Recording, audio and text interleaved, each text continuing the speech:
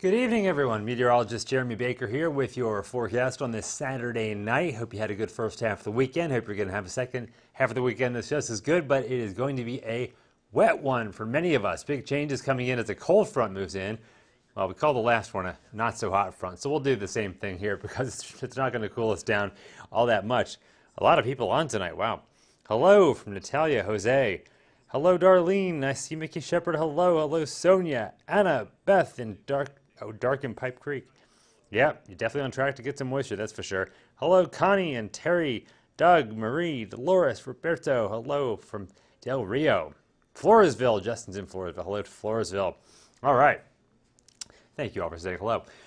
So we got the allergy report up there first. The molds, they're on the light side, though. It was medium yesterday. Now it's light at 370. No big deal there. And why did it go to the 7-day forecast? It was not supposed to do that right away. There's a little preview, so we'll just go right back to the beginning. And there are the molds again, in case you missed that. Here's the aquifer.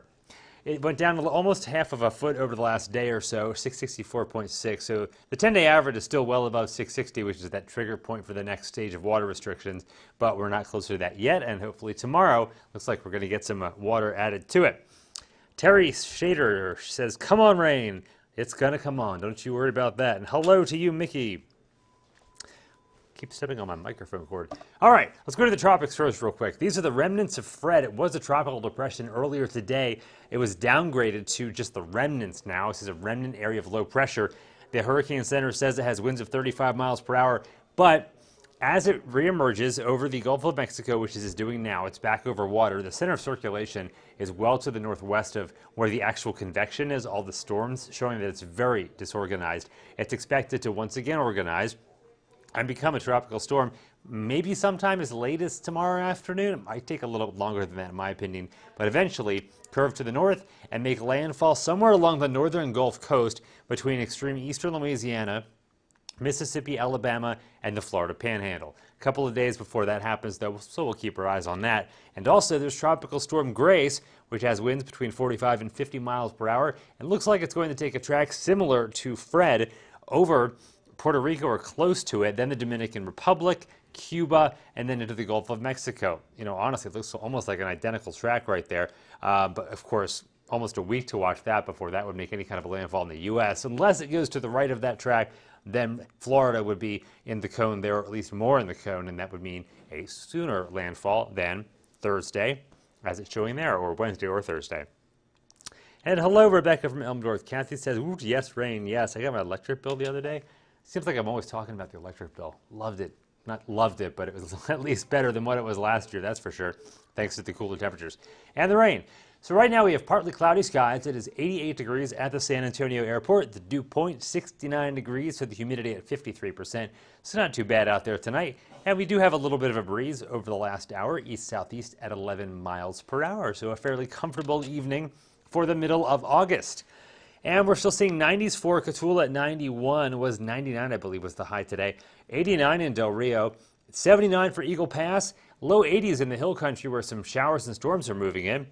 84 for Rock Springs and Kerrville, 83 in Fredericksburg, 84 for both New Braunfels and Seguin. Gonzales, you have 85. And Beeville and George West, 82 apiece. Hey, David Gibbs, how are you? What's up, buddy? Doing the weather thing. I'm filling in for Andrew. He will be off tomorrow morning, so I'll be doing the show tonight and tomorrow morning and tomorrow night as well. So kind of busy. Sounds like a phone's ringing over there. So I'll be on the TV later tonight and tomorrow morning, and then napping somehow in between. All right, so here is your radar. You can see most of us dry, but that's not the case toward the Hill Country. Had some showers around the coast earlier today. Those have died away now that we've lost the sun and the daytime heating, but this is ahead of a cold front, or the not-so-hot front, that's moving down from the north, and we're already seeing some of those showers and storms are breaking out. I'm thinking most of these will fizzle away over the next hour or so, but Junction saw some storm activity, some rain, and some lightning now moving towards Rock Springs. Probably will clip Kerrville, I'm thinking, probably just off to the west, but none of this is severe or strong. But yes, they're plain old thunderstorms moving on through, but I don't think they're going to last all that much longer as the atmosphere stabilizes a little bit more. And there is the wider view. You can see a lot of cloud cover basically stretching just south of the Texas Panhandle. From El Paso and the Rio Grande over towards Dallas and just north of San Antonio and Houston, we had a lot more shower and storm activity earlier today, but once the sun set, a lot of that went away, and that front will continue sinking on down, and you'll see in the hour-by-hour forecast how things are going to shape up for us over the next 24 to 36 hours. The clock is in the corner. It says 7:45 in the morning. Hello, Brandy. I know you're busy right now, but I'm glad you're watching. You're so sweet to all the great stuff you say. Hank, storm is coming. Yes, what's the importance? Well, it's going to bring you rain for your Sunday, so if you have any outdoor plans, you want to maybe reconsider those or keep an eye to the sky for that. Yolanda, rain for San Antonio? I'm pretty sure it's going to happen. You're going to see that. Max says, nah. Well, we'll see about that, Max. I say, yeah. So, here we are, 7:45 a.m. Storms move in. Partly cloudy skies, mostly cloudy. We'll say partly to mostly cloudy. Most of us dry in the morning. Can't rule out an isolated shower in the morning, but here comes the rain. This front moves in. We'll say by early afternoon, the hill country could be seeing the shower and storm activity. San Antonio northward, likely by mid to late afternoon. None of these storms are forecast to be severe, but we can't rule out an isolated strong one. And depending on the speed of the storms, can't rule out isolated flash flooding or urban and small stream flooding. For now, that doesn't look like a great possibility, but it's this time of year we have a lot of precipitable water, a lot of moisture in the atmosphere, so that is possible with any of these storms that move through. Of course, if the rain comes in and the front moves south a little more, we'll cool off a little more, and our highs are not going to be quite as high as what you're seeing here. Mid to upper 90s is what is in the forecast. And then, move it through. Hail. Deanna wants to know, probably not. I'm not thinking hail with this. Divine, probably going to see some rain, I would think. How many inches for New Braunfels? It really depends. It's a tough one to say there, Clint. I would say somewhere between half of an inch and an inch at best. Not seeing more than that. Not seeing a widespread flooding event or anything like that. Should be short-lived. Victoria, Texas, looked like this weekend. Ooh, you're going way out there, Calvert.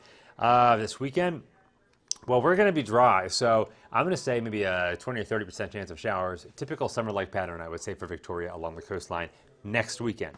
So here we are Sunday, 7:55. So tomorrow night, maybe you're having a late dinner, just after dinner.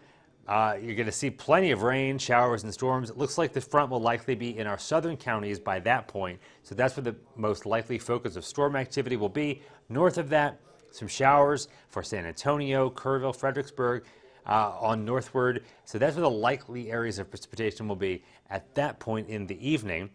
Max says, download my radar. It's the best app to have if you don't have it. Also, look at it, just for the heck of it. You can never have too many radar apps, right? Unless they slow down your phone. And then as we head into Monday morning, a lot of that goes away as the front continues to sink on down to the south. Behind it, we still have some cloud cover, leftover showers in the morning on Monday. Probably no thunderstorms Monday morning, but there could be some wet roadways. And then as we head into Monday afternoon, future radar picking up on a couple more showers and storms that could develop, so the rain chances stick around. Not as great as tomorrow, but still decent chances here and there on Monday, less so on Tuesday, and even lower as we get towards the rest of the week. So for tonight, we have the partly cloudy skies, an evening shower or thunderstorm, especially with the hill country for the next couple of hours, a low of 75 degrees. Sunrise tomorrow coming in at 7:02 a.m., and the wind out of the south-southeast at 5 to 10 miles per hour. Tomorrow we'll start out in the 70s, 88 degrees by noon, 95 your daytime high, so about where it was today, maybe a degree cooler. Showers and thunderstorms, a good bet from San Antonio northward by the mid to late afternoon. Our southern counties late afternoon into the evening as well. Junction, Ricky says, we'll likely see some rain. Yeah, tomorrow's, it's pretty much a good bet for everybody, honestly, especially San Antonio northward. So 50% chance of rain tomorrow with that high of 95. Monday, we drop it down to 40% with a high of 93. Then Tuesday, a 20% chance of rain. As things dry out more so, we go back up to 95. Wednesday, Thursday, Friday, Saturday, I decided to make all 4 days mostly sunny. Looks like high pressure is going to build back in. Our lows will stay in the mid to upper 70s and high temperatures 96 or 97, right where they should be for this time of year. That's what the average is for the middle of August. Still no triple-digit days yet this year. I'm perfectly fine with that. 96 or 97 is definitely hot enough for us.